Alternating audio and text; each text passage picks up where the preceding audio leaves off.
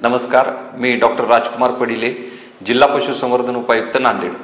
नांदेड जिल्ह्यामधील लोहा तालुक्यातील किवळा या गावी साधारण 20 तारखेच्या आसपास एका पशुपालकाच्या कुक्कुट पक्ष्यांमध्ये मरतूक असल्याचे आढळून आल्याने त्याचे नमुने आपण राज्यस्तरीय व राष्ट्रीय स्तरीय प्रयोगशाळेकडे निदानासाठी पाठवलेले होते। त्यामध्ये बर्ड फ्लूसाठी हे नमुने होकारार्थी आढळून आल्याचे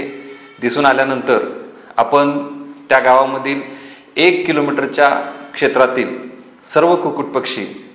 यांचे शास्त्रोक्त पद्धतीने नष्ट केलेले आहेत।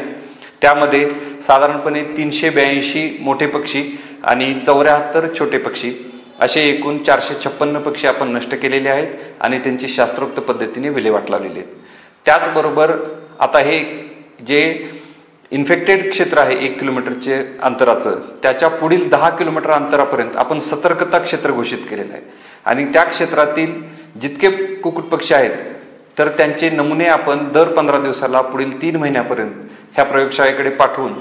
त्यांचे निदान आपण घेणार आहोत। या पक्ष्यांमध्ये जर आपल्याला परत लक्षणे आढळून आली तर आपल्याला त्याचाही बंदोबस्त करता येतो। साधारणपणे बर्ड फ्लू हा रोग 2006 पासून महाराष्ट्रामध्ये दिसून आलेला आहे आणि तेव्हापासूनच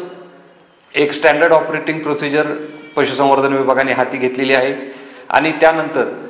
आपण नियमितपणे कुक्कुट पक्ष्यांचे नमुने, मग ते आजारी असोत किंवा निरोगी असोत, तर त्या पक्ष्यांचे नमुने आपण घेऊन हे प्रयोगशाळेमध्ये सादर करीत असतो आणि त्यातूनच आपल्याला कुठे जर बर्ड फ्लू सदृश्य लक्षणे दिसून आली तर त्याचे निदान होते आणि त्यामुळे हा बर्ड फ्लू आजार जो आहे की जो स्थलांतरित पक्ष्यांपासून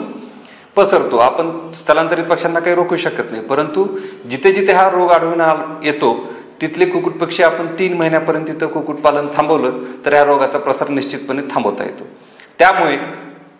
आपण खात असलेलं चिकन जे आहे आणि अंडी आहेत हे 100% सुरक्षित आहेत ह्याची खात्री प्रत्येक नागरिकाने बाळगावी